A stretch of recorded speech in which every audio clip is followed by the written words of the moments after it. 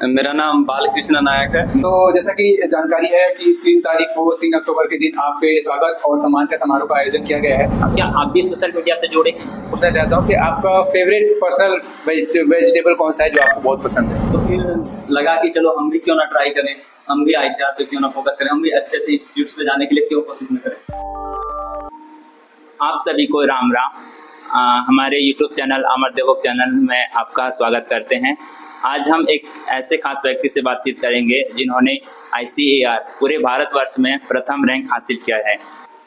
आज हमारे साथ ऑल इंडिया रैंकर बालकृष्ण नायक जी हमारे पास उपस्थित हैं, तो उनसे आज खास बातचीत करेंगे। तो सबसे पहले बालकृष्ण नायक जी, हमारे चैनल पर आपका बहुत बहुत हार्दिक स्वागत।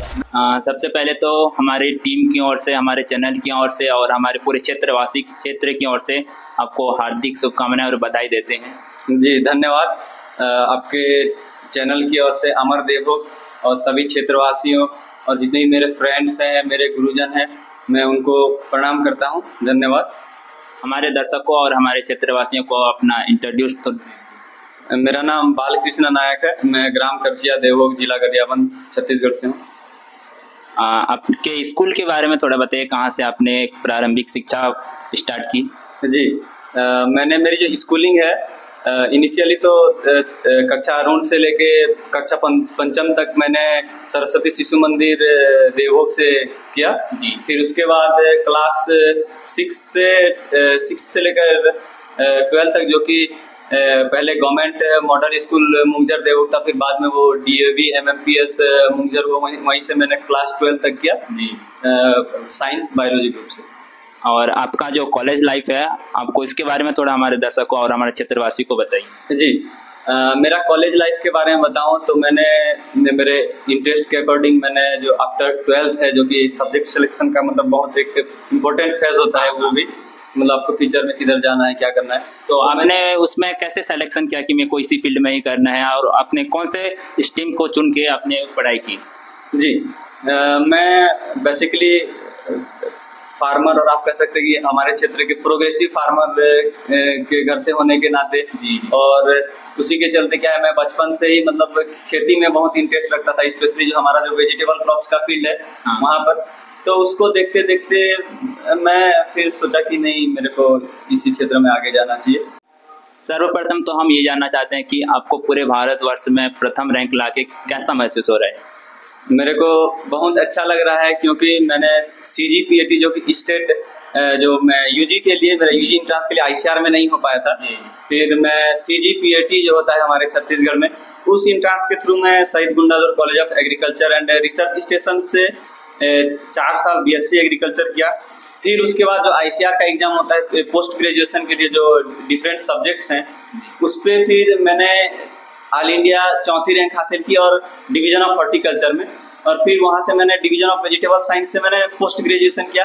उसके बाद फिर और अगर आपको PhD करना है और रिसर्च के क्षेत्र में जाना है आपको और आगे पढ़ाई करनी है, तो उसके लिए फिर से जो ICAR है PhD के लिए, डॉक्टरेट प्रोग्राम के लिए वो PhD का इंट्रांस लेते हैं ऑल इंडिया लेवल पे। तो फिर उसमें मैंने आप सभी के आशीर्वाद से, प्यार से, जो 445 रैंक CGPAT में था, उसके बाद ICAR में जो कि मैं UG में मेरा सिलेक्शन नहीं हुआ था, उसके बाद मैंने ICAR में जो है पोस्ट ग्रेजुएशन के लिए all India 4th rank secure किया। फिर उसके बाद और मैंने मेहनत की और आपका प्यार मिला और आपका आशीर्वाद मिला, सभी गुरुजनों का, क्षेत्रवासियों का, सभी फ्रेंड सर्कल का सपोर्ट मिला, सीनियर्स का सपोर्ट मिला। तो इस बार मैंने ऑल इंडिया 1st रैंक हासिल किया, और मुझे ये खुशी हो रही है आपको बताते हुए कि आप सभी का प्यार, सभी लोगों का आशीर्वाद से मैंने ICAR PhD इंट्रांस जो कि होता है ऑल इंडिया बेसिस पे, उसमें मैंने वेजिटेबल डिवीजन पे 1st रैंक हासिल किया। जी बहुत बहुत धन्यवाद, और आपको शुभकामनाएं देते हैं फिर से एक बार। तो इसके चलते मैंने आफ्टर 12th के बाद जो है ना एग्रीकल्चर, BSc एग्रीकल्चर, तो BSc एग्रीकल्चर के लिए देखें तो मतलब एक स्टेट एंट्रांस होता है, और एक आपका सेंट्रल लेवल पे ICAR एग्जाम कंडक्ट कराती है, जैसे कि UG PG PhD करने के लिए आपका एग्रीकल्चर सिस्टम में और अलाइड साइंस में।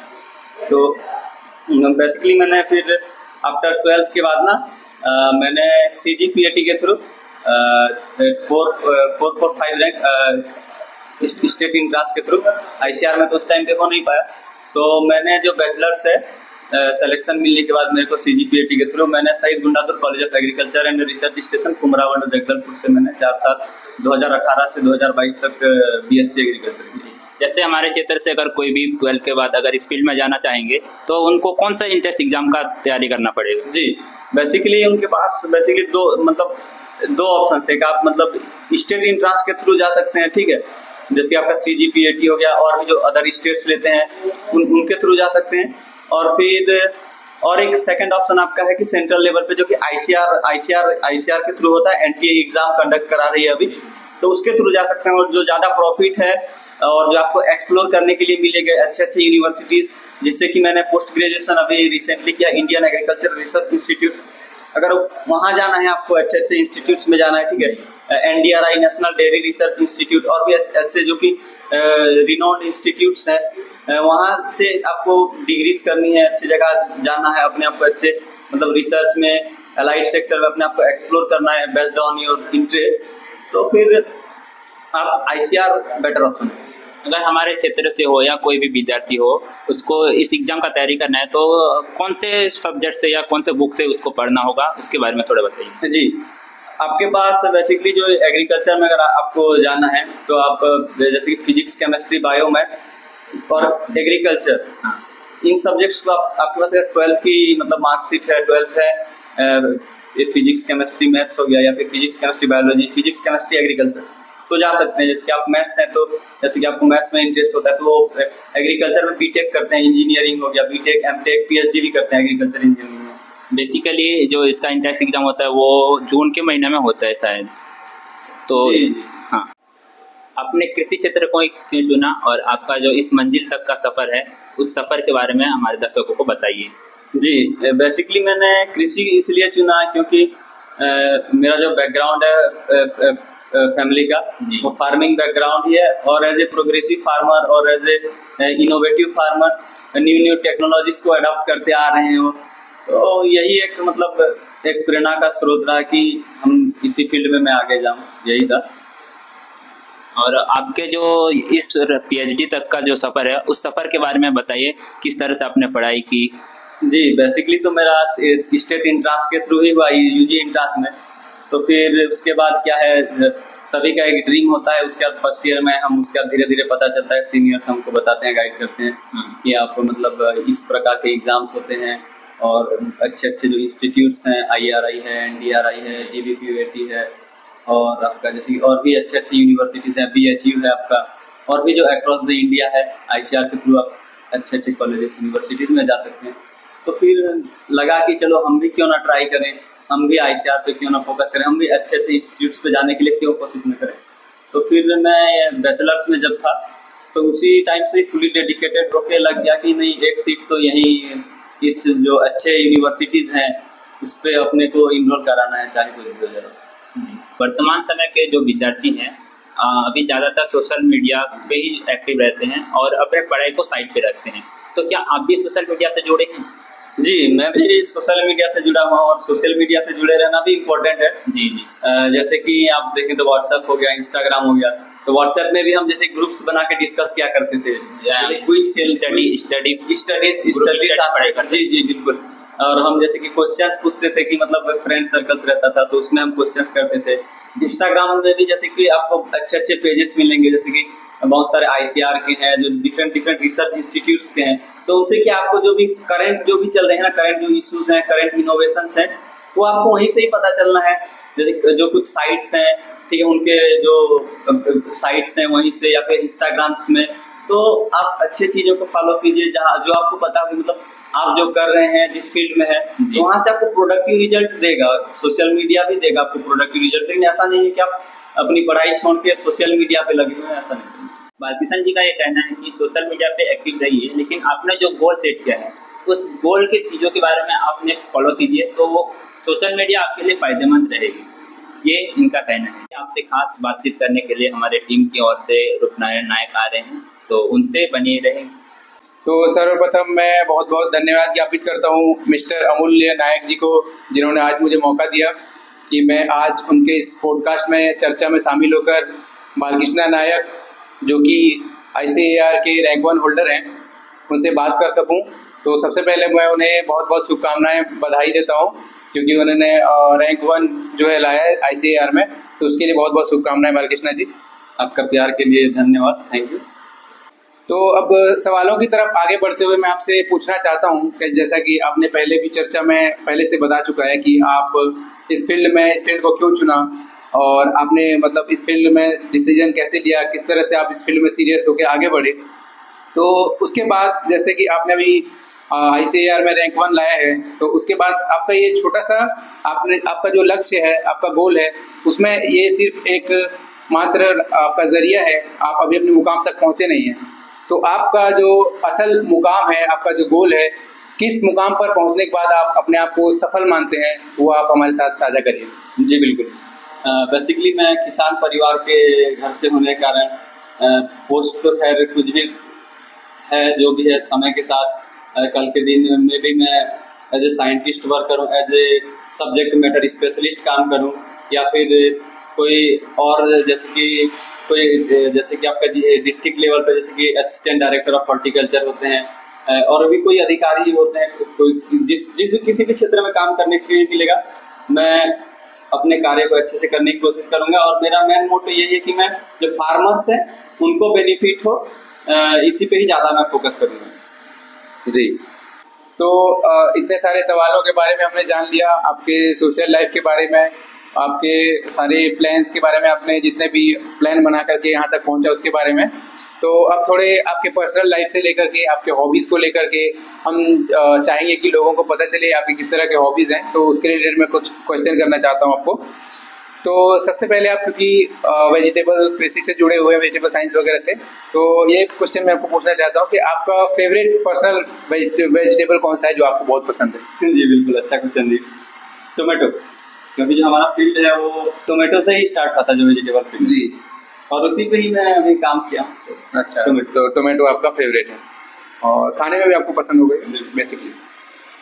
तो जैसा कि आप जानते हैं कि इन्होंने बताया कि इनको टमाटर बहुत पसंद है, और इनके कॉलर ट्यून में भी जो है वो टमाटर वाला सॉन्ग ही लगा है। जैसा कि आप अगर कॉल करेंगे इनको तो आपको पता चलेगा कि इनकी कितना ज़्यादा ये टमाटर के प्रेमी हैं। ठीक है, जैसा कि हमने वेजिटेबल पूछा, तो इसी प्रकार बहुत से लोगों को फल बहुत पसंद रहता है, अलग अलग सीजन में अलग अलग फल आते हैं बहुत प्रकार के। तो मैं आपसे पूछना चाहूँगा कि आपका फेवरेट जो है फ्रूट वो कौन सा है? मैं फेवरेट फ्रूट तो बताऊँगा कि मैंगो एंड गुआवा, क्योंकि तैयारी करते टाइम जैसे गर्मी में कभी घर में चले गए तो आम पेड़ के नीचे पढ़ लिया, आम खाते खाते, और गुआवा पेड़ के नीचे पढ़ लिया बस। अच्छा, तो मतलब आपका गुआवा और आम का जो पेड़ है उसके फल के साथ साथ उसके वृक्ष का आपका पुराना रिश्ता रह चुका है, आपके पढ़ाई में हो या आपके बचपन के दिन बिताने में हो, क्योंकि जानकारी के हिसाब से आपके खेत में भी इन दोनों का पेड़ लगा हुआ है, तो इस वजह से ये आपका फेवरेट फ्रूट भी है। बिल्कुल। ठीक है, आगे चलते हैं बालकृष्णा जी। अब आप बताएंगे कि आपका फेवरेट स्पोर्ट कौन सा है। ऐसा नहीं कि आपने कभी देखा होगा वो फ्रूट, या फिर आप खेले भी होंगे, उसका आप पार्ट रहे होंगे, तो इस तरह का कोई स्पोर्ट है जो आप बताना चाहेंगे? बेसिकली क्रिकेट ही था बचपन, अभी थोड़ा छूट गया वो धीरे धीरे। जी, क्योंकि मैं आपके साथ में स्कूल में भी रह चुका हूँ, तो आप स्कूल में भी क्रिकेट काफ़ी अच्छा खेलते थे। आप स्कूप शॉट लगाते थे पीछे तरफ से, मतलब सामने बाउंड्री से ज़्यादा पीछे रन बनाना पसंद करते थे पीछे की तरफ से, मुझे अभी तक याद है। ठीक है, तो जैसा कि आपने बताया कि आपका फेवरेट स्पोर्ट क्रिकेट रह चुका है, आपने क्रिकेट भी खेला है, तो क्रिकेट में ऐसा कौन सा इंडियन खिलाड़ी आप बताना चाहेंगे जिसको आप आइडल मानते हैं, जिसका खेलना आपको अच्छा लगता है? बिल्कुल, ऑब्वियसली धोनी, बिकॉज जो अंडर प्रेशर में है कि आपको जो मैनेज करना है, जो कोई भी चीज़ों को टैकल करना है ना, उनसे सीखना चाहिए। और स्टूडेंट लाइफ में ऐसा आता ही है कि जैसे कि हम तैयारी करते हैं, हमको अपने मतलब पढ़ाई पे भी, कोर्स वर्क पे भी ध्यान देना पड़ता है, अपने लेबोरेटरी वर्क पे भी ध्यान देना पड़ता है, और साथ ही जो आगे के कंपटीशन के लिए तो मतलब आपको मल्टीपल टास्क रहते हैं। तो मल्टीपल टास्क को आप कैसे मैनेज करेंगे, जी, ये आप वहीं से सीख सकते हैं कि जैसे कि वो जैसे मैनेज करते हैं, हैंडल करते हैं। ठीक है, तो थाला फॉर रीजन नंबर 7 आपका फेवरेट है। सो आपने अभी जैसा कि बताया कि आपको पढ़ाई के लिए बहुत जगह आपको जाना पड़ा। पहले आपने जगदलपुर में पढ़ाई की, सबसे पहले तो आपने देवोग से शुरुआत किया, फिर जगदलपुर गए, रायपुर में भी थोड़ा आना जाना रहा, उसके बाद दिल्ली गए थे आप पढ़ने। तो आपका फेवरेट ट्रैवल मोड क्या है, मतलब आप किस तरह से सफ़र करना पसंद करते हैं ज़्यादा? ट्रैवल तो अभी बस और ट्रेन पे ही किया हूँ जी। सीप और फ्लाइट बची हुई है। ओके, एयरवेज और सीवेज में आप ट्रैवल करना चाहेंगे, उसके बाद बता सकते हैं। बिल्कुल जी। तो जैसा कि लगभग सारे सवालों का जवाब आपने दे दिया है, हमने काफ़ी सारे डिस्कस किया, आपसे चर्चा किया। फाइनली मैं आपसे जानना चाहूँगा कि जैसे बहुत से लोगों को कुछ डर रहता है, किसी न किसी का कुछ फोबिया रहता है, किसी चीज़ों को एलर्जी रहता है, तो आपको ऐसा कुछ ज़िंदगी में, लाइफ में किसी चीज़ का डर या फिर कोई फोबिया हो जिसके बारे में आप बताना चाहेंगे? जब आप पीछे बैठे रहो और आपका फ्रेंड्स हाई स्पीड में गाड़ी चलाए। अच्छा, तो आपको तेज बाइक चलाने से थोड़ा डर लगता है। जी, जैसा कि अब तक की चर्चा में हमने देखा कि बालकृष्ण नायक जी ने अपने लाइफ के बारे में, पढ़ाई से रिलेटेड बारे में और भी चीज़ों के बारे में अपने हॉबी और पर्सनल लाइफ को शेयर किया है। तो बहुत बहुत धन्यवाद ज्ञापित करना चाहूँगा उनको। हमको भी अच्छा लगा उनसे बात करके, वार्तालाप के बीच में। तो मैं अंत में उनसे ये जानना चाहूँगा और उनसे पूछना भी चाहूँगा कि उनके अंदर की जो भावना है वो व्यक्त करेंगे, जिन लोगों का उनकी लाइफ में सपोर्ट रहा है आज तक, उनके सफलता में जिनका हाथ रहा है। तो मैं जानना चाहता हूँ कि आपके फैमिली का जो रोल रहा है बालकृष्ण जी, तो आपके फैमिली ने जो सपोर्ट किया उनके लिए आप 2 शब्द क्या व्यक्त करना चाहेंगे? जी बिल्कुल, मेरे को सभी ने सपोर्ट किया है। स्टार्टिंग करूँ, मैं धन्यवाद कहना चाहूँगा मेरे फैमिली का, उसके बाद फिर मेरे गांव का, फिर मेरे समाज के सभी लोगों को मैं धन्यवाद कहना चाहूँगा। और साथ ही साथ जो हमारे क्षेत्र के लोग हैं उनका आशीर्वाद रहा है, वो भी काफ़ी मतलब बहुत हैप्पी हैं, उत्साह में हैं जब मेरा रिजल्ट आया। मेरे गुरुजन हैं और जितने मेरे सीनियर्स हैं और जो मेरे फ्रेंड सर्कल हैं, उनका सपोर्ट रहा है, उनका प्यार रहा है, आशीर्वाद रहा है। Thank you. तो जैसा कि जानकारी है कि 3 तारीख को, 3 अक्टूबर के दिन आपके स्वागत और सम्मान का समारोह का आयोजन किया गया है आपके क्षेत्र में, तो उसके लिए आप क्या कहना चाहेंगे? जी, मुझे ये जानकर बहुत खुशी हो रही है कि हमारे गांव का, हमारे समाज का और हमारे क्षेत्र से और सभी लोगों का मुझे प्यार मिलेगा, आशीर्वाद मिलेगा, इसलिए मेरे को बहुत खुशी है। जी, और साथ ही मैं आप जैसा कि मैं जानता हूं कि आप अपने मित्रों से, आपके जो फ्रेंड सर्कल हैं उससे काफ़ी क्लोज हैं और आपका रिजल्ट आने के बाद वो भी काफ़ी उत्साहित थे और बहुत जगह आपका मतलब लोगों को आपके बारे में बता रहे हैं और काफ़ी आपका नाम हो गया क्षेत्र में। तो उसके लिए आप अपने मित्रों को 2 शब्द क्या कहना चाहेंगे? जी बिल्कुल, मेरे मित्र जो है मैं बचपन से उनके साथ में जुड़ा रहा हूँ, फिर कॉलेज लाइफ में मैं बाहर रहा हूँ, फिर भी उनसे जुड़ा रहा हूँ, फिर दिल्ली गया, फिर भी जुड़ा रहा हूँ मैं उनसे ऑनलाइन। और जब उनको पता चला, मतलब वो ऐसा था कि कब आ रहा है ये था। और फिर जब मैं दिल्ली से रवाना हुआ तो फिर मीन्स ऐसा था कि वो रेलवे मतलब पूरी तैयारी के साथ ही पहुँच गए थे। बहुत खुशी हुआ मेरे को कि मेरे को एक अच्छा सर्कल मिला, अच्छे लोग मिले और वे सब बने रहे ऐसे। Thank you. तो जैसा कि आप अभी बालकृष्ण नायक जी को सुन रहे थे, जो कि ICAR rank 1 holder, all India rank 1 holder रह चुके हैं, तो इन्होंने सब कुछ अपने बारे में, अपने लाइफ के बारे में बताया। काफ़ी अच्छे व्यक्ति हैं, इनका स्वभाव से भी, साथ में पढ़ाई के साथ साथ और भी बाहरी दुनिया का नॉलेज रखने वाले, सोशल मीडिया से जुड़े हुए, ये काफ़ी ऑलराउंडर टाइप के इंसान हैं जो काफ़ी चीज़ों के बारे में अपडेटेड रहते हैं। तो इनके साथ चर्चा करने में बहुत मज़ा आया और साथ में अच्छा लगा, क्योंकि इनके जैसा व्यक्ति जो कि समाज के लिए नहीं बल्कि पूरे क्षेत्र के लिए एक बहुत ही प्रेरणादायक, इनका एक ऐसा कैरेक्टर है, इनका एक ऐसा चरित्र बन गया है कि आप किस तरीके से एक छोटे से गांव से, एक छोटे से घर से निकलकर भी पूरे भारत में अपना नाम कमा सकते हैं। इस तरह का एग्जाम्पल सेट करने वाले बालकृष्ण नायक जी को आप देख रहे थे। हमारे साथ जुड़े रहने के लिए बहुत बहुत धन्यवाद। ऐसे ही देवोग क्षेत्र से संबंधित जानकारी से जुड़े रहने के लिए सब्सक्राइब करिए अमर देवोग चैनल को और लाइक शेयर कीजिए वीडियो को, ताकि और लोगों तक जानकारी फैल सके। धन्यवाद।